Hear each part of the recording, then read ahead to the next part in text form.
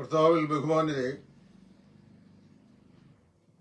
നിങ്ങൾക്കേവർക്കും ക്രിസ്തുയേശുവിൽ എന്റെ സ്നേഹബന്ധങ്ങളെ ഒരിക്കൽ കൂടെ ഞാൻ അറിയിക്കുന്നു.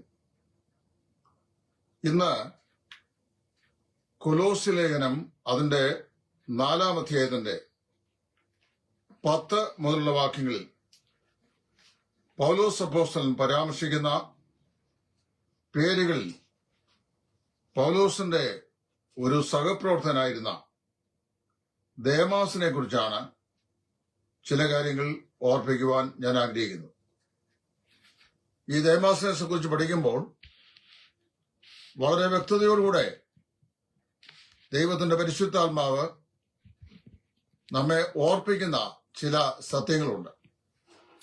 ആ സത്യങ്ങൾ തിരുവചനത്തിന്റെ അടിസ്ഥാനത്തിൽ ഇവിടെ വിശകലനം ചെയ്യുവാൻ ദൈവസ്ഥലം ഞാൻ ആഗ്രഹിക്കുകയാണ്. ആ വാക്യങ്ങൾ ആദ്യമായി ഞാൻ വായിച്ചു കേൾപ്പിക്കുന്നു.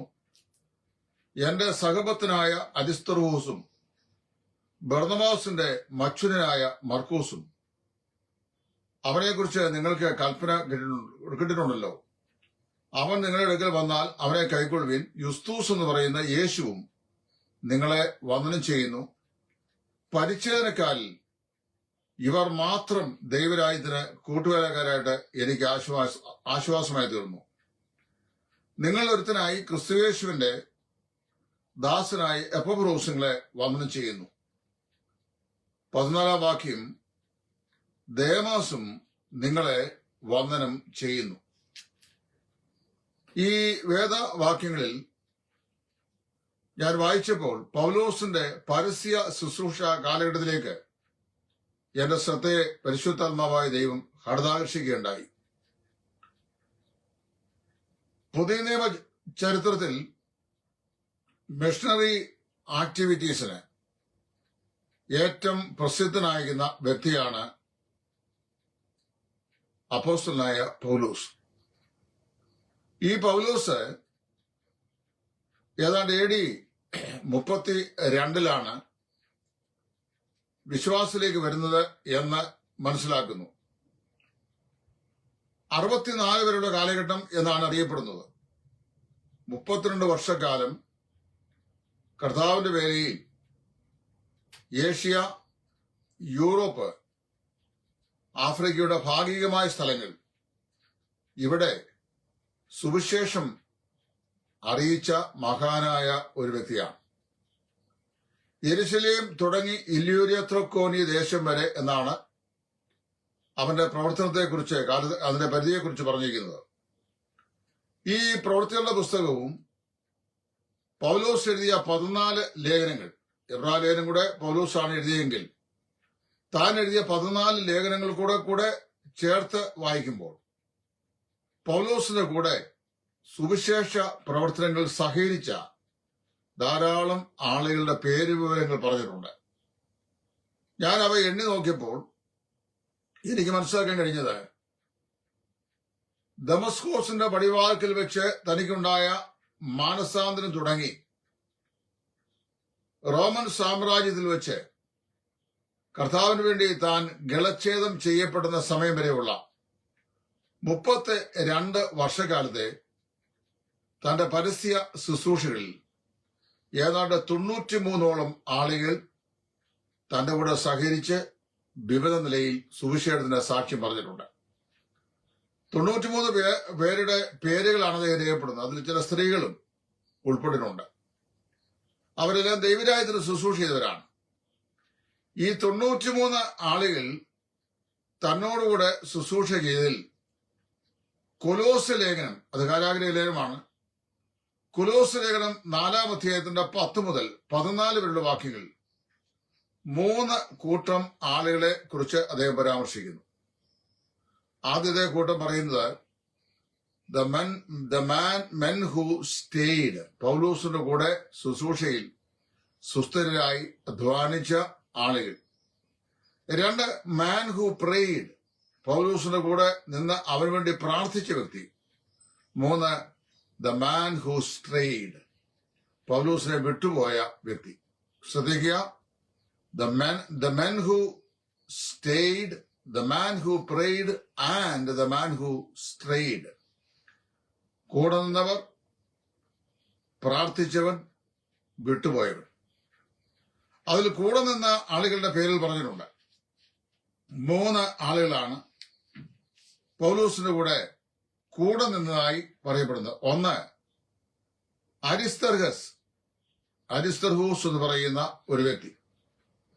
2, യോഹന്നാൻ മർക്കോസ്. ഒന്നാമത്തെ മിഷണറി യാത്രയിൽ പിസിദിയയിലെ അന്ത്യോക്യയിൽ വെച്ച് യാത്ര മടക്കി വീട്ടിലേക്ക് മടങ്ങിപ്പോവുകയും 2ാമത്തെ മിഷണറി യാത്രയിൽ കൂടെ കൂട്ടുവാൻ ബർന്നബാസ് നിർബന്ധിക്കുമ്പോൾ 1ാമത്തെ മിഷണറി യാത്രയിൽ കൂടെ വരാത്തവനെ വേണ്ട എന്ന് പറഞ്ഞ് തള്ളിക്കളയുകയും പിന്നീട് പൗലോസിന് ഉപകാരിയായി ഭവിക്കുകയും ചെയ്ത അനുഗ്രഹീതനായ വ്യക്തിയാണ് യോഹന്നാൻ മർക്കോസ്. 3, യൂസ്തൂസ് എന്ന് പറയുന്ന യേശു. ഇവിടെ 3 പേരുടെ പേരുകൾ. ഇവര് 3 പൗലോസിന് കൂടെ സ്ഥിരമായി നിന്നയാളിൽ. മറ്റവരൊക്കെ ഈ വരികയും പോവുകയും സഹകരിക്കുകയും വിട്ടുപോവുകയും ചെയ്തിട്ടുള്ള ആൾക്കാരാണ്. ഈ 3 പേരില് അരിസ്തർഹോസ്, യോഹന്നാൻ മർക്കോസ്, യൂസ്തൂസ് എന്ന് പറയുന്ന യേശു, അവരെ കുറിച്ച് പറയാണ്, പരിച്ഛാദനക്കാരിൽ ഇവർ 3 പേർ മാത്രം എന്നോടുകൂടെ എനിക്ക് സഹായമായിരുന്നു, എന്നോട് നിന്നു. ഈ 3 ആളുകളാണ് അവരെ വിശ്വസ്തരായി അപ്പോസ്തലനായി പൗലോസിനോട് നിന്നത്. ഓർക്കണം, 93ഓളം ആളുകളുടെ പേരുകൾ അപ്പോസ്തല പ്രവൃത്തിയുടെ പുസ്തകം, ലേഖനങ്ങൾ ഇവിടെ തന്നോട് സഹകരിച്ച ആളുകളുടെ ലിസ്റ്റ് പറഞ്ഞിട്ടുണ്ട്.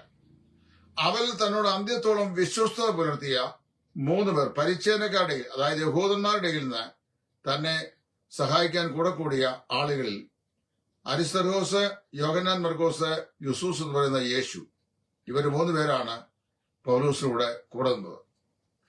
അടുത്ത വാക്യം വായിക്കുമ്പോൾ നമ്മൾ വായിക്കുന്നു, പ്രാർത്ഥനയിൽ പോരാടി പൗലോസിനെ സഹായിച്ച വ്യക്തി. അദ്ദേഹം ആരാണെന്ന് വളരെ വ്യക്തമായി പറഞ്ഞിട്ടുണ്ട്. ദ മാൻ ഹു പ്രേയ്ഡ്, എപ്പഫ്രോദിത്തോസ് എന്ന് പറയുന്ന ആളാണ്. കൊലോസയിലെ സഭ സ്ഥാപിച്ചത് അദ്ദേഹമാണ്. ഫിലിപ്പിയിലെ സഭയിൽ നിന്ന് പൗലോസ് ജയിലിലായിരിക്കുമ്പോൾ അദ്ദേഹത്തിന് അത്യാവശ്യമായ കളക്ഷൻ എടുത്ത് അത് പൗലോസിന് കൊടുക്കുകയും പൗലോസിനൂടെ അവിടെ കുറെ ദിവസങ്ങൾ തന്നോട് തടവറയിൽ താമസിക്കുകയും തനിക്ക് ശുശ്രൂഷയും ചെയ്ത, അവിടെ വെച്ച് രോഗശയ്യയിലായ, മരണത്തോളമായി പോയ പൗലോസിനെ കൂടെ ദുഃഖിപ്പിച്ച, എന്നാൽ ദൈവം അത്ഭുതം പ്രവർത്തിച്ച് സൗഖ്യമാക്കിയ എപ്പഫ്രോദിത്തോസ് ഇദ്ദേഹമാണ്. തനിക്ക് വേണ്ടി പ്രാർത്ഥിച്ച ഒരു ദൈവദാസൻ. 3, ദ മാൻ ഹു സ്ട്രേയ്ഡ്, തന്നെ വിട്ടുപോയ വ്യക്തി. അത് മറ്റാരുമല്ല, ദേമാസ് എന്ന് പറയുന്ന പുരുഷനെ കുറിച്ചാണ്. അപ്പൊ ഇന്ന് ഞാൻ പറയാൻ ഉദ്ദേശിക്കുന്നത് ഈ ദേമാസിനെ കുറിച്ചാണ്. പൗലോസിനോട് സഹകരിച്ച പല ആളുകളുടെയും വൈഡ് ആൻഡ് ഹിസ്റ്ററി, വളരെ വിശാലമായ ചരിത്രം നമുക്ക് ഈ സുവിശേഷങ്ങളിലോ അപ്പോസ്തല പ്രവൃത്തിയുടെ പുസ്തകത്തിലോ വായിക്കുവാൻ സാധിക്കുന്നില്ല. വളരെ അബ്രിഡ്ജ്ഡ് ആയിരിക്കുന്ന ബ്രീഫ് ഹിസ്റ്ററിയാണുള്ളത്. പശ്ചാത്തലങ്ങളൊന്നും പറഞ്ഞിട്ടില്ല.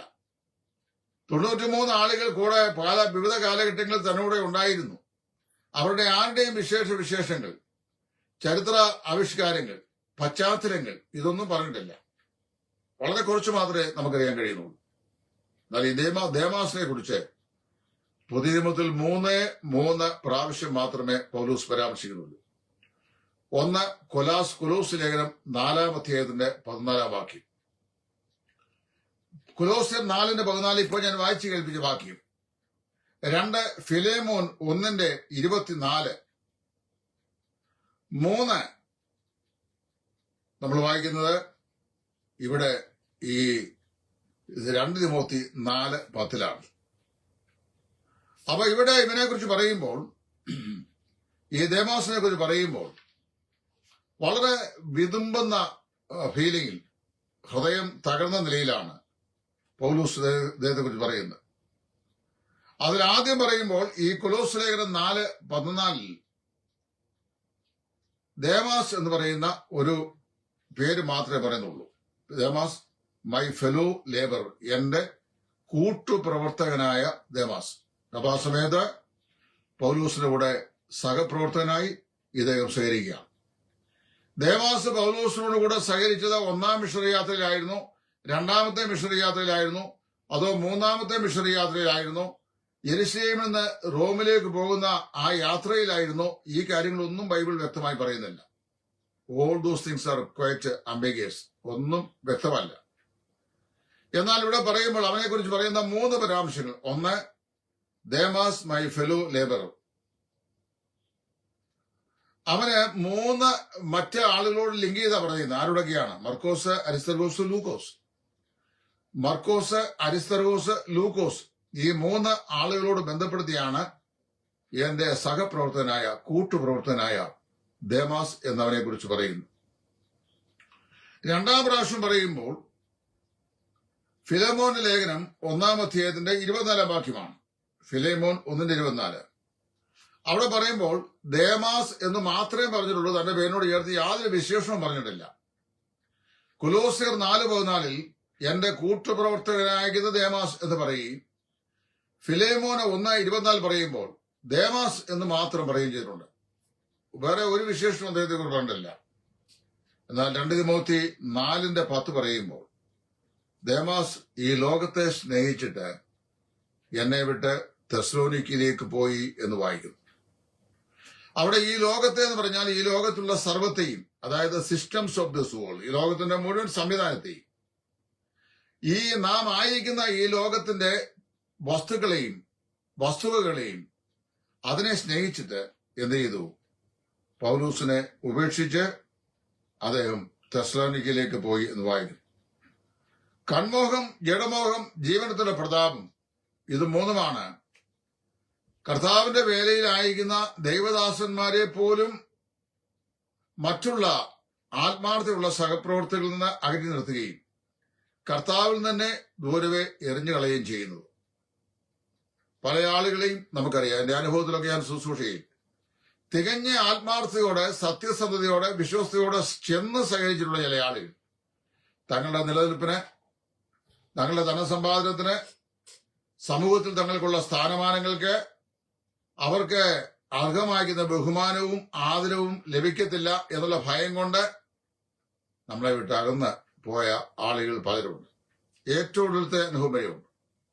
അപ്പൊ ഞാൻ ഈ വേദഭാഗം വായിച്ചപ്പോൾ പൗലോസിന്റെ ഹൃദയത്തിന്റെ ഫീലിംഗ് എന്താണെന്ന് എനിക്ക് നന്നായി മനസ്സിലായി. നൊന്ത് നീറുന്ന ഹൃദയം കൊണ്ടാണ് പൗലോസ് എഴുതുന്നത്. ആദ്യം പറഞ്ഞപ്പോ പറഞ്ഞു എന്റെ കൂട്ടുപ്രവർത്തകനായ ദേമോസ്. കുറെ കാലം പൗലോസിലൂടെ അദ്ദേഹം സഹപ്രവർത്തകനായി ഇരുന്നയാളാണ്. പിന്നീട് പറയുന്നത് ദേമാസ് എന്ന് പറയുന്നത് മാത്രം പറയുകയാണ്. 2 തിമോത്തി 4:10 പറയുന്നത് ദേമാസ് ഈ ലോകത്തെ സ്നേഹിച്ചിട്ട് എന്നെ വിട്ട് തെസ്സലോനിക്കയിലേക്ക് പോയി. അതിനവനെ ഇടയാക്കിയത് ഈ ലോകത്തിന്റെ വ്യവസ്ഥിതികളിൽ ഉൾപ്പെട്ട വസ്തുവകൾ, ധനങ്ങൾ, സമ്പാദ്യങ്ങൾ, കൺമോഹം, ജഡമോഹം, ജീവനത്തിന്റെ പ്രതാപം. ഇന്നും ആത്മീയ ലോകത്ത് അങ്ങനെ ധാരാളം ആളുകളുണ്ട്.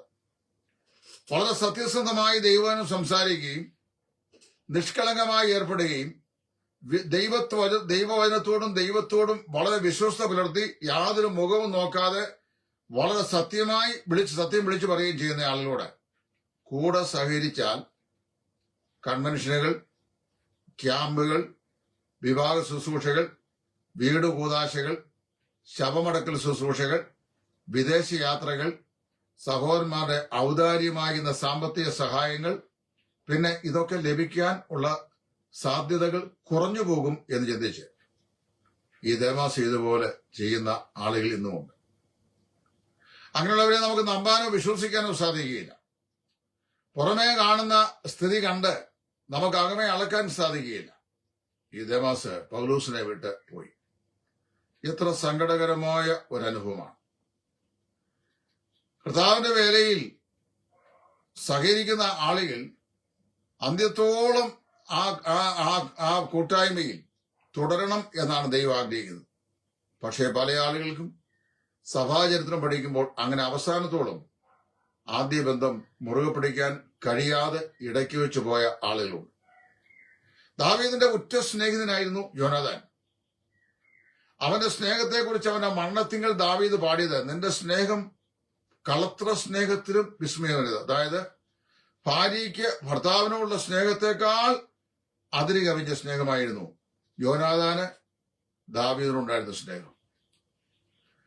ശൗലിനെ ഭയന്ന് ദാവീദ് കാട്ടിൽ അലഞ്ഞ് ഉഴന്ന് നടക്കുമ്പോൾ തന്റെ ഉണ്ടായിരുന്ന കുരുടർ, മുടന്തർ, ചെകിടർ, ദരിദ്രർ, ഊമർ, ഇങ്ങനെയുള്ള സമൂഹത്തിലെ അവഗണിക്കപ്പെട്ട ഒരു വിഭാഗം ആളുകളായി. വലിയ പുള്ളികളൊന്നും പൗലോസിലൂടെ കാട്ടിലുണ്ടായിരുന്നില്ല, ദാവീദിലൂടെ കാട്ടിലുണ്ടായിരുന്നില്ല. അപ്പോൾ അവിടെ വെച്ച് ഈ യോനാഥാൻ ചെന്ന് ദാവീദിനെ കെട്ടിപ്പിടിച്ചു, ചുംബിച്ചു, ഉച്ചത്തിൽ കരഞ്ഞു. ആ വേർപാട് ഹൃദയഭേദകമായിരുന്നു. നിശ്ചയമായും എന്റെ ദൈവമായ യഹോവ നിന്നെ എന്റെ അപ്പനായ ശൗലിന്റെ കയ്യിൽ നിന്ന് വിടുവിക്കുകയും നിന്നെ ഇസ്രായേലിന്റെ രാജാവാക്കുകയും ചെയ്യും. ആ നാളിൽ ഞാൻ രാജ്യത്ത് രണ്ടാമനായി എന്നെ കരുതിയാൽ മതി എന്നവർ പറഞ്ഞു. ശൗലിന്റെ മകനായ കിരീടാവകാശിയായ യോനാഥാൻ പറയാണ്, നിന്റെ രാജ്യത്വത്തിൽ എന്നെ രണ്ടാമനായി കണ്ടാൽ മതി എന്ന് പറഞ്ഞിട്ട് കാട്ടിൽ ദാവീദിനോടുകൂടെ നിന്ന് സഹിക്കാൻ യോനാഥാൻ തയ്യാറായില്ല. നാം വായിക്കുന്നത് അവൻ മടങ്ങി കൊട്ടാരത്തിലേക്ക് പോന്നു എന്നാണ്. ആ ചുംബനവും ആ യാത്ര പറച്ചിലും ആ നിലവിളിയും യോനാഥാന്റെ ജീവിതത്തിലെ അവസാനത്തെ രംഗമായിരുന്നു. പിന്നീട് തന്നെ നമ്മൾ കാണുന്നത് ദൈവകൃപ അനാവൃതമാക്കി പരിശുദ്ധാത്മാവ് ഉപേക്ഷിച്ചു പോയ, സ്വന്തം വാളിന്മേൽ നിഹതനായി വീണ് മരണപ്പെടുന്ന ശൗലിനോടുകൂടെ ഗിൽബവ പർവ്വതങ്ങളിൽ വാളിന് ഇരയായി മരണം സഹിക്കുന്നവരായിട്ടാണ്. ദാവീദിനോടുകൂടെ വലിയ സ്നേഹവും വലിയ സഹകരണവും സഹവർത്തിത്വവും ഒക്കെ ഉണ്ടായിരുന്നെങ്കിലും കാട്ടിലവനായിരുന്ന ആ ഏകാന്തതയുടെ അനുഭവത്തിൽ, നിരാശയുടെ അനുഭവത്തിൽ, സങ്കടത്തിന്റെ അനുഭവത്തിൽ, വേദനയുടെയും ഞരക്കത്തിന്റെയും ഞെരുക്കത്തിന്റെയും അനുഭവത്തിൽ ദാവീദിനോട് തുടരുവാൻ എന്തുകൊണ്ടോ യോനാഥാന് സാധിച്ചില്ല. അവൻ അവിടെ നിന്ന് കാട്ടിൽ വെച്ച് അവനെ കെട്ടിപ്പിടിച്ച് ചുംബിച്ച് പൊട്ടിക്കരഞ്ഞിട്ട് അവനെ വിട്ടുപോയി. പിന്നീട് ഒരിക്കലും ഒരു റീയൂണിഫിക്കേഷൻ ദാവീദുമായി ഉണ്ടായില്ല. തന്റെ 32 വർഷക്കാലത്തെ പരസ്യ പ്രേക്ഷിത ശുശ്രൂഷയിൽ 93ഓളം സ്നേഹിതന്മാർ കാലാകാലങ്ങളിലായി പൗലോസിലൂടെ വിവിധങ്ങളായ മേഖലകളിൽ സഹപ്രവർത്തകരായി രംഗത്ത് വന്നു, ഒന്നിച്ച് പ്രവർത്തിച്ചു. ഇതിലൊക്കെ അവസരമുണ്ടായി. പൗലോസ് ചെയ്ത അടയാളങ്ങള്, അത്ഭുതങ്ങള്, താർക്കികന്മാരോട് തർക്കിക്കുന്നത്, സാധാരണക്കാരോട് സംസാരിക്കുന്നത്, കർത്താവിന്റെ ക്രൂശിനെ ഉയർത്തുന്നത്, യേശു ക്രിസ്തുവിന്റെ ക്രൂശിനെ പ്രശംസിക്കുന്നത്, ഇതെല്ലാം കാണുകയും കേൾക്കുകയും ചെയ്ത ഈ സഹപ്രവർത്തകർ. ഇത്രയും പേരുടെ പേര് മാത്രമേ ഇവിടെ പറയുന്നുള്ളൂ. അരിസ്തർഗോസ്, യോഹന്നാൻ മർക്കോസ്, യൂസൂസ് എന്ന യേശു, ഇവർ മാത്രം പരിച്ഛേദനക്കാൽ എനിക്ക് ആശ്വാസമായി തീർന്നു. യഹൂദന്മാരുടെ ഇടയിൽ നിന്ന് രക്ഷിക്കപ്പെട്ട് മുമ്പോട്ട് വന്ന പൗലോസിനോട് സഹകരിച്ച നിരവധി ആളുകളുടെ കൂട്ടത്തില് ഈ മൂന്ന് പേരാണ് വിശ്വസ്തരായി പൗലോസിലൂടെ അവസാനം വരെ തുടർന്നത്. തന്നോട് കഷ്ടം സഹിച്ചുകൊണ്ട് ജയിലിൽ സഹതടവുകാരനായി ശുശ്രൂഷ ചെയ്ത എപ്പഫ്രോസ് തന്റെ ജീവിതത്തിന്റെ വൈതരണിയിൽ തനിക്ക് വേണ്ടി പ്രാർത്ഥിച്ച വിശ്വസ്തനായ വ്യക്തിയായിരുന്നു. അപ്പോൾ ആദ്യ ഭാഗത്ത് അദ്ദേഹം പറയുന്നു, ദ മെൻ ഹൂ സ്റ്റേയ്ഡ്, എന്നോടുകൂടെ പോർവരുത അധ്വാനിച്ച സഹപ്രവർത്തകരായി നിന്ന വിശ്വസ്തരായിരുന്ന 3 ആളുകൾ. ദ മെൻ ഹൂ സ്റ്റേയ്ഡ്, പിന്നെ പറയാണ് ദ മാൻ ഹൂ പ്രേയ്ഡ്, എനിക്ക് വേണ്ടി പ്രാർത്ഥിച്ച. ഫൈനലി പറയാണ് ദ മാൻ ഹൂ സ്ട്രേയ്ഡ്, എന്നെ വിട്ടുപോയ. ദേവാസ് പൗലോസിനോട് കൂടെ ദൈവരാജ്യത്തിന്റെ മഹത്വത്തിന്റെ നാളിൽ കിരീടം പ്രാപിക്കുമ്പോൾ ആ പൗലോസിലൂടെ അധ്വാനിച്ച് കിരീടധാരണത്തിന് കാത്തു നിൽക്കാതെ ലോക മോഹങ്ങളിൽ കുടുങ്ങി പൗലോസിനെ വിട്ട് പോയി. ഇന്ന് ക്രൈസ്തവ ലോകത്ത് എത്രയോ ആളുകൾ നന്നായി സമാരംഭിച്ചിട്ട് നന്നായി അവസാനിപ്പിക്കാൻ കഴിയാതെ അവരുടെ ജീവിതചരിത്രം പര്യവസാനിച്ചതായി നമുക്ക് വായിക്കാൻ സാധിക്കും. ദൈവം പറയുന്നത്, ദൈവം നമ്മെ ഏൽപ്പിച്ച ശുശ്രൂഷ അന്ത്യത്തോളം വിശ്വസ്തമായി നമ്മൾ തുടരണം എന്നാണ്.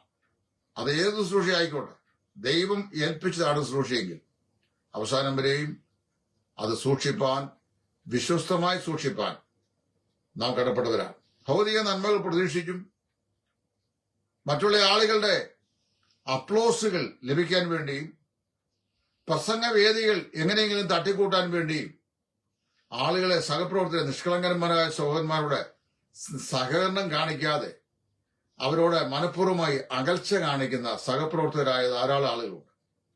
ഇന്നയാളുടെ കൂടെ എനിക്കറിയാലോ, ഇപ്പൊ എന്റെ കൂടെ സഹകരിച്ചാൽ കൺവെൻഷൻ വേദികളോ മറ്റിതര ശുശ്രൂഷകളോ ലഭിച്ചേക്കുകയില്ല എന്നുള്ള ഭയം കൊണ്ട് സംസാരിക്കാൻ പോലും മനസ്സ് കാണിക്കാത്ത, പൊതുവേദികൾ കണ്ടാൽ പ്രത്യക്ഷത്തിൽ വന്ന് ധൈര്യമായിട്ട് തരാൻ മനസ്സിലാത്ത, ഒരു വാക്ക് സംസാരിക്കാൻ മനസ്സിലാത്ത ധാരാളം ഉഡായിപ്പ് പ്രവർത്തകരെ ഞാൻ കണ്ടിട്ടുണ്ട്. ആ വാക്കിന്റെ പേരുന്ന ഉഡായിപ്പ് പ്രവർത്തകർ. ഇവിടെ ശ്രദ്ധിക്കുക, 93 ആളുകളാണ് പ്രവൃത്തികളുടെ പുസ്തകത്തിലും പൗലോസിന്റെ 14 ലേഖനങ്ങൾ കൂടെ പൗലോസിന്റെ കൂടെ വിവിധ മേഖലകളിൽ ശുശ്രൂഷയിൽ സഹകരിച്ചവരുടെ പേരുകൾ പൗലോസ് രേഖപ്പെടുത്തിയിട്ടുള്ളൂ. റോമാലേഖനം 14 കുറെ അധികം ആളുകളുടെ പേരിൽ പറഞ്ഞിട്ടുണ്ട്. അതിൽ വിശ്വസ്തരായ ശുശ്രൂഷ ചെയ്ത സ്ത്രീരത്നങ്ങളുടെ പേരുകളും പ്രത്യേകം എടുത്ത് പറഞ്ഞിട്ടുണ്ട്. ഈ 93 ആളുകളിൽ യഹൂദന്മാരുടെ ഇടയിൽ നിന്ന്, പരിച്ഛേദക്കാരുടെ ഇടയിൽ നിന്ന് രക്ഷിക്കപ്പെട്ട് തന്റെ കൂടെ സഹകരിച്ച 3 ആളുകൾ, അരിസ്തർഹോസ്, യുസൂസ് എന്ന് പറയുന്ന യേശു, യോഹന്നാൻ, മർക്കോസ്, ഇവർ മാത്രം ദൈവരാജ്യത്തിന്റെ ശുശ്രൂഷയിൽ എനിക്ക് ആശ്വാസമായിരുന്നു എന്നാ പറയുന്നത്. എപ്പബ്രോസിനെ കുറിച്ച് പറയുന്നു, അവന്റെ വേണ്ടി പ്രാർത്ഥിച്ചവനാണ്. എങ്ങനെ പ്രാർത്ഥിച്ചു എന്ന് പറഞ്ഞിട്ടുണ്ട്. ഞാൻ എന്റെ വിഷയം എപ്പബ്രോസ് അല്ലാത്തതുകൊണ്ട് അതിനെ കൂടുതൽ പറയാൻ ഞാൻ ആഗ്രഹിക്കുന്നില്ല. എങ്കിലും ഞാൻ ഒരു ഓടിച്ചു പറയാം. അവൻ എങ്ങനെ പ്രാർത്ഥിച്ചു. ഒന്ന്, ഹി പ്രേഡ് കോൺസ്റ്റന്റ്ലി എന്ന് പറഞ്ഞാൽ സ്ഥിരമായി പ്രാർത്ഥിച്ചു. വല്ലപ്പോഴും ഓർക്കുമ്പോൾ പ്രാർത്ഥിക്കുകയല്ല. He prayed constantly. 12 വാക്യത്തിൽ പറഞ്ഞു കൊലോസ്യർ 4. അവൻ സുസ്ഥിരമായി എനിക്ക് വേണ്ടി പ്രാർത്ഥിച്ചു. 2, ഹി പ്രേഡ് ഫെർവൻലി. അവൻ ആത്മാർത്ഥമായി എനിക്ക് വേണ്ടി പ്രാർത്ഥിച്ചു. 3, ഹി പ്രേഡ് പേഴ്സണലി. എന്റെ പേര് പറഞ്ഞ് എന്നെ പ്രാർത്ഥിച്ചു. ആഗോള വ്യാപകമായുള്ള എല്ലാ വിശുദ്ധന്മാരെയും കൂടി ഒന്നിച്ചൊറ്റ ബോളിനകത്ത് ഉൾപ്പെടുത്തുകയല്ല. He prayed constantly, he prayed fervently, he prayed personally. 4, he prayed definitely. നിശ്ചയദാർഢ്യതയോട് പ്രാർത്ഥിച്ചു. He prayed sacrificially. സമയവും സാവകാശവും എടുത്തു തന്നെ പ്രാർത്ഥിച്ചു. സമയവും സാവകാശവും എടുത്തു തന്നെ. He prayed sacrificially. 5 കാര്യങ്ങളാ അദ്ദേഹത്തെ കുറിച്ച് പറഞ്ഞിരിക്കുന്നത്. എന്നാൽ ഈ ദേമാസിനെ കുറിച്ച് പറയുമ്പോൾ, ദേമാസ് ഈ ലോകത്തെ സ്നേഹിച്ചിട്ട്, അത് ഇംഗ്ലീഷ് വിളിക്കുന്നത് Demas left me having loved this present world എന്നാണ്. നാം അധിവസിക്കുന്ന ഇപ്പോഴത്തെ ലോകം, എന്റെ പ്രിയപ്പെട്ടവരെ ഞാൻ ഓർപ്പിക്കട്ടെ, ഇവിടുത്തെ ഒരു പാസ്റ്റേഴ്സും, ഒരു സുവിശേഷകന്മാരും, ഒരു മൂപ്പന്മാരും, ഒരു വിശ്വാസിയും ജീവിതത്തിന് നാനാ വഴി കൂടെ ചീനവല കൊണ്ട് വലിച്ചു കൂട്ടുന്ന പോലെ വലിച്ചു കൂട്ടിയാലും മൂക്കിലെ ജീവശ്വാസം തിരിച്ചെടുക്കാൻ ദൈവം തമ്പുരാൻ തീരുമാനിക്കുന്ന നിമിഷത്തിൽ ഒരു ശവപ്പെട്ടിക്കകത്ത് പാക്ക് ചെയ്ത് ആ സമയത്ത് കയ്യിൽ കിട്ടുന്ന ഒരു വസ്ത്രം ആരെങ്കിലും വേണ്ടപ്പെട്ടവരോ ഭാര്യയോ മക്കളോ ആരെങ്കിലും അത് ധരിപ്പിച്ച് ഇവിടുന്ന് വിടുന്നതല്ലാതെ നയാ പൈസ കൊണ്ടുപോകാൻ സാധിക്കുകയില്ല. ഒരു മനുഷ്യന് പോലും സാധിക്കുകയില്ല. ആരും ഒന്നും കൊണ്ടുപോയിട്ടില്ല. ഒരു മനുഷ്യൻ പോലും കൊണ്ടുപോയിട്ടില്ല. കോടികൾ ഉണ്ടായിരുന്നു. കഴിഞ്ഞ ദിവസം ഞാനൊരു റൈറ്റപ്പ് വായിച്ചു. 15 കോടിയുടെ ഇമ്മൂവബിൾ പ്രോപ്പർട്ടി എന്ന് പറഞ്ഞു കഴിഞ്ഞാൽ വസ്തുവകൾ സുവിശേഷന്റെ പേര് കിട്ടിയോട് സമ്പാദിച്ചതാ. 15 കോടിയുടെ വസ്തുവകൾ, 2.5 കോടിയുടെ ഭീമാകാരമായ ബിൽഡിംഗ്, വീട്, 60 ലക്ഷത്തിന്റെ കാറ്, ഇതെല്ലാം സമ്പാദിച്ചു സുവിശേഷം കൊണ്ട്. എന്നിട്ട് സ്റ്റേജിൽ കയറി പ്രസംഗിക്കുകയാണ്, ലോകം വേണ്ട, എനിക്കിനി ഒന്നും വേണ്ട, എന്റെ താതന്റെ സന്നിധി ചേർന്നാൽ. ആമ്പിള്ളാര്, അനുഭവമുള്ളവര്, പട്ടിണി കിടന്നവര്, കുടലൊട്ടിയവര്, കഷ്ടം സഹിച്ചവര്, കർത്താവിന് വേണ്ടി അനുഭവിച്ചവര്, വീട്ടിൽ നിന്ന് ഇറക്കിവിടപ്പെട്ടവര്, പിന്നെ ലോകം അവർക്ക് യോഗ്യമായതില്ല എന്ന് പറയുന്ന ഒരു ലിസ്റ്റിൽ പേര് ചാർത്തപ്പെട്ടവർ. അവരെഴുതിയ പാട്ടാ, ലോകം വേണ്ട, എനിക്കിനി ഒന്നും വേണ്ട, എന്റെ താതന്റെ സന്നിധി ചേർന്ന്. എനിക്ക് ആ റൈറ്റപ്പ് വളരെ ഇഷ്ടപ്പെട്ടു. ഞാൻ എടുത്ത് എന്റെ വാട്സാപ്പ് സ്റ്റാറ്റസിലിട്ടു. ഇവിടുത്തെ ഏറ്റവും അധികം നേടുന്നവനും ഒന്നും കൊണ്ടുപോവുകയില്ല, യാതൊന്നും കൊണ്ടുപോവുകയില്ല. പൗലോസ് എഴുതിയപ്പോൾ അദ്ദേഹം പറയുകയാണ്, ദൈവരാജ്യത്തിന്റെ ശുശ്രൂഷയിൽ എനിക്ക് ആശ്വാസമായി തീർന്നവർ 3 പേർ. അരിസ്തർഹോസ്, യുസൂസ് എന്ന് പറയുന്നത് യേശു, യോഹന്നാൻ, മർക്കോസ്. എന്റെ കഷ്ടതയിൽ എനിക്ക് വേണ്ടി പ്രാർത്ഥിച്ചവൻ എപ്പഫ്രോസ്. എന്നാൽ ലോകത്തെ സ്നേഹിച്ചിട്ട് എന്നെ ഉപേക്ഷിച്ചു പോയവൻ ദേമാസ്. ഈ 2 തിമോത്തി 4:10 ഈ ദേമാസിനെ കുറിച്ച് അവൻ തെസ്സലോനിക്കയിലേക്ക് ഈ ലോകത്തെ സ്നേഹിച്ച് എന്നെ വിട്ടു പോയി എന്ന് പറയുന്ന ആ പ്രസ്താവനയ്ക്ക് ശേഷം ഇദ്ദേഹത്തെ കുറിച്ച് ഒരു പരാമർശവും എങ്ങാണ് പുതിയ നിയമത്തിൽ ആകെ മൂന്ന് വാക്യമേ ഇദ്ദേഹത്തെ കുറിച്ച് പറയുള്ളൂ. ഒന്ന് കൊലോസ്യർ 4:14, ഫിലിമോൻ 1:24, 2 തിമോത്തി 4:10. പിന്നെ എവിടെയും അവന്റെ അഡ്രസ് ഇല്ല, എവിടെയും അവനെ കാണാനില്ല, അവനെ കുറിച്ചൊരു പരാമർശമില്ല. അവൻ എന്തു സംഭവിച്ചു എന്ന് നമുക്കറിയാൻ വയ്യ. എന്നാൽ ഒരു കാര്യം ഞാൻ പറയട്ടെ, നീതിമാൻ എന്നേക്കും ഓർമ്മയിലിരിക്കും എന്നാണ് ദൈവനും പറയുന്നത്. സങ്കീർത്തനം വായിക്കും, നീതിമാൻ എന്നേക്കും ഓർമ്മയിലിരിക്കും. പൗലോസ് മരിച്ചിട്ട് ഗളച്ഛേദം ചെയ്യപ്പെട്ട് ഇപ്പൊ എത്ര വർഷമായി? AD 64 സംഭവിച്ചെങ്കിൽ ഏതാണ്ട് 2000 വർഷങ്ങൾ പിന്നിടുന്നു. 2000 വർഷങ്ങൾക്കപ്പുറത്ത് റോമിൽ നിന്ന് ഇറ്റലിയിലേക്ക് പോകുന്ന ആപ്പിയൻ ഹൈവേ പാതയുടെ 3-ാം മൈൽ കുറ്റി, അതിന്റെ പാർശ്വത്തിൽ പടയാളികൾ മുട്ടുകുത്താൻ അവനോട് പറഞ്ഞു. മുട്ടുകുത്തി. റോമ ഗവൺമെന്റിന്റെ അധികാരമുള്ള കൈസറുടെ കൽപ്പന പ്രകാരം മിന്നിത്തിളങ്ങുന്ന ഖഡ്ഗം പടയാളികൾ അവന്റെ കഴുത്തിലേക്ക് മെല്ലെ ചായച്ചു. ശിരസ്സറ്റവനായി കർത്താവിനുണ്ട് രക്തസാക്ഷ്യം സംഭവിച്ചു താൻ കർത്താവിനുസനിലേക്ക് പോയതാ വായിക്കുന്നു.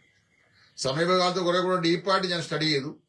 പൗലൂസ് രക്തസാക്ഷ്യം സംഭവിച്ചതായിട്ട് ഈ വേദപുസ്തകത്തിൽ എവിടെ എഴുതിയിട്ടില്ല. ആകെപ്പാടെ 2 തിമോത്തിയിൽ തന്റെ മരണത്തിന് കുറച്ച് ദിവസങ്ങൾക്ക് മുമ്പ് താൻ തിമോത്തിയോസ് എഴുതുമ്പോൾ, ഞാൻ ഇപ്പോൾ തന്നെ പാനീയാഗമായി ഒഴിക്കപ്പെടുന്നു, എന്റെ നിര്യാണകാലവും അടുത്തേക്ക്. നിര്യാണം എന്ന് പറയുന്നത് രക്തസാക്ഷിത്വമാണെന്ന് നമ്മൾ വ്യാഖ്യാനിക്കുന്നത്. അങ്ങനെ വേദപുസ്തകം ഇട്ടില്ല. ചരിത്രത്തിലും വേണ്ടത്ര നിലയുള്ള റിലയബിൾ ആയിട്ടുള്ള ഡോക്യുമെന്റ് ഇല്ല. എന്നാൽ നമ്മൾ അങ്ങനെ വിശ്വസിക്കുന്നു. അങ്ങനെ വിശ്വസിക്കുക. സഭാപിതാക്കന്മാരൊക്കെ ആ നിലയിൽ വിശ്വസിക്കുകയും പറയുകയും ചെയ്തുകൊണ്ട് നമ്മൾ അംഗീകരിക്കുന്നു. കർത്താവിനോട് രക്തസാക്ഷിയായി. താനെ ഈ ഭൂമിയിൽ നേടിയതെല്ലാം കുറെ ആത്മാക്കളെയായിരുന്നു. ദാനിയേൽ പ്രവാചകന്റെ പുസ്തകത്തിൽ 12-ാം അധ്യായത്തിൽ എന്നാണ് നാം വായിക്കുന്നത്, എന്നാൽ ബുദ്ധിമാന്മാർ ആകാശമണ്ഡലത്തിന്റെ പ്രഭ പോലെയും പലരെയും നീതിയിലേക്ക് നടത്തിയവർ നക്ഷത്രങ്ങളെ പോലെയും എന്നും എന്നേക്കും ശോഭിക്കും. ഇവിടെ ഉണ്ടായതെല്ലാം ഇവിടെ കൊണ്ട് അവസാനിക്കും. അതൊന്നും ഇവിടുന്ന് കൊണ്ടുവന്നില്ല. മക്കൾക്ക് വേണ്ടി എന്ന് പറഞ്ഞുകൊണ്ട് സമ്പാദിക്കുന്ന ഒരുപാട് സുവിശേഷ വിലക്കാരുണ്ട്. അവരെ കുറിച്ചുകൂടി ഒരു വാക്യം പറയാം. സുവിശേഷം കൊണ്ട് ലഭിക്കുന്നത് സുവിശേഷത്തിനായി വിനിയോഗിക്കാതെ മക്കളുടെ ഉന്നമനത്തിന് വേണ്ടി അത് വസ്തുക്കളോ വീടുകളോ പിന്നെ ബാങ്ക് നിക്ഷേപമോ LIC പെൻഷൻ പ്ലാനോ ഒക്കെയായി സൂക്ഷിക്കുന്ന ആളുകൾ ശ്രദ്ധിക്കുക. മക്കളുടെ അനുഗ്രഹത്തിനല്ല, അവർ വഴി പിടിച്ചു പോകാനേ ആ പണം ഉപയോഗപ്പെടുകയുള്ളൂ. ഇത് പറയാനും ഒരു പ്രവാചക സ്പിരിറ്റ് വേണം. ഇങ്ങനെയൊക്കെ പറഞ്ഞു കഴിഞ്ഞാൽ നാഥാന്റെ ശുശ്രൂഷ ചെയ്യേണ്ടത്. ഇത് വിളിച്ചു പറയാനുള്ള പ്രവാചക ആത്മാവ് വേണം. പ്രവചനം ഇന്നില്ല എന്ന് പറയാൻ ആത്മാവുള്ളവരുണ്ട്. പ്രവാചക ആത്മശക്തി വേണം. എന്താ പറയുന്നത്? സുവിശേഷം കൊണ്ട് സുവിശേഷത്തിന്റെ അഭിവൃദ്ധിക്ക് വേണ്ടി വിശ്വാസികളുടെ കരങ്ങളാൽ നൽകപ്പെട്ട സാമ്പത്തിക നന്മകൾ മക്കളുടെ ഭാവിക്ക് വേണ്ടി വാരിക്കൂട്ടി ഉണ്ടാക്കിയിട്ടുള്ള സുവിശേഷന്മാരുടെ മക്കളെല്ലാം വഴി വഴിച്ചു പോയിട്ടുണ്ട്. ഒരെണ്ണം പോലും ശരിയായിട്ടില്ല. കഴിഞ്ഞ കാലങ്ങളിൽ ശരിയായിട്ടില്ല.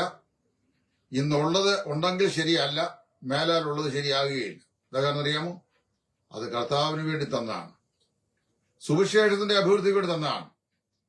ഈ ഭൂമിയിൽ നിന്ന് പോകുമ്പോൾ മക്കളെ തന്നവൻ മക്കൾക്ക് വേണ്ടുന്ന കരുതിക്കൊള്ളൂ. ഞാൻ എപ്പോഴും എന്റെ മക്കളൊക്കെ പറഞ്ഞിട്ടുണ്ട്, ദൈവം തന്ന ദാനമാണ് മക്കൾ.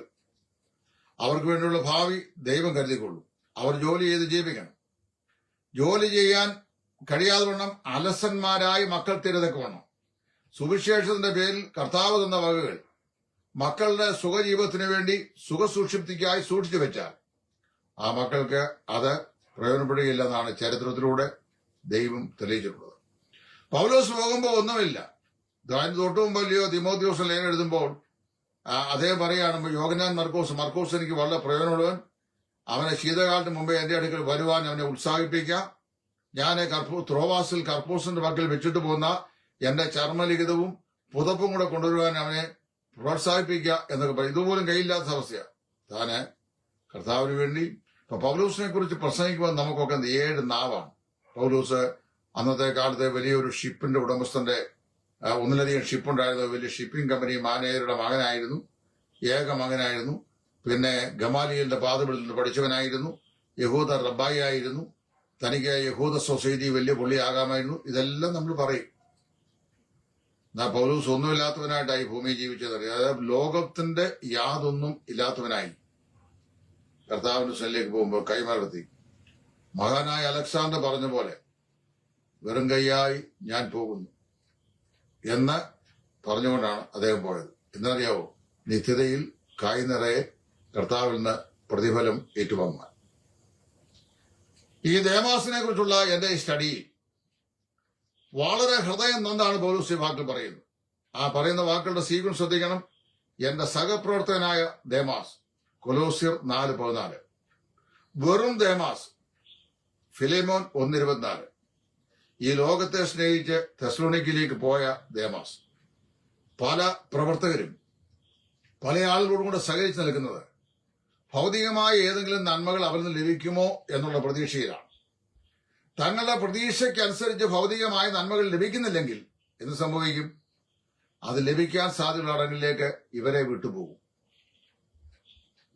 അവസാനം ലോകത്തോടുകൂടെ അവരുടെ ചരിത്രവും ഇല്ലാതെയായിത്തീരും. ദേമാസിനെ കുറിച്ച് ഒരു ചരിത്രരേഖയും പിന്നെ ബൈബിളിലില്ല. പൗലോസിനെ കുറിച്ച് 2000 വർഷം കഴിഞ്ഞു. ഞാനും നിങ്ങളും ലോകത്തിന്റെ 5 വൻകരകളുള്ള അനേക ആയിരങ്ങളും ലക്ഷം പേരും പ്രസംഗിക്കുകയും പഠിക്കുകയും മാതൃകാ പുരുഷനായി സ്വീകരിക്കുകയും ചെയ്യുന്നു. ഞാൻ ചോദിക്കട്ടെ, ദേമാസിനെ പോലെ ഈ ലോകത്തിന്റെ വസ്തുവകൾ, സമ്പാദ്യങ്ങൾ, നേട്ടങ്ങൾ, ധനങ്ങൾ, പൊന്നാണയങ്ങൾ ഇത് മോഹിച്ച് നമ്മുടെ ജീവിതത്തിന്റെ ശുശ്രൂഷ തകർന്നു പോകുവാനിടയാകാതിരിക്കാൻ ഓരോ ക്രിസ്തീയ പ്രവർത്തകനും ഓരോ വിശ്വാസിയും തങ്ങളെ തന്നെ ആത്മശോധന ചെയ്യുവാൻ ഈ ലഘുപഠനം സഹായമായി തീരട്ടെ എന്ന കർത്താവിൽ ആശംസിച്ചുകൊണ്ട് പ്രാർത്ഥിച്ചുകൊണ്ട് യാതൊന്നിലും നിഗളിച്ചു പോകാതെ കർത്താവിന്റെ കൃപയിൽ തുടരുവാൻ ദൈവം ഇടയാക്കട്ടെ എന്ന് പ്രാർത്ഥിച്ചുകൊണ്ട് നിങ്ങൾക്ക് എന്നെ നന്ദി അറിയിച്ചുകൊണ്ട് ഈ വാക്കിൽ ഞാനിവിടെ നിർത്തുന്നു. ദൈവനാമം എന്നേക്കും മഹത്വപ്പെടുമാറാകട്ടെ. ക്രിസ്തുവിൽ നിങ്ങളുടെ കൂട്ടുസഹോദരൻ സുവിശേഷൻ Titus from Edayar. God bless U.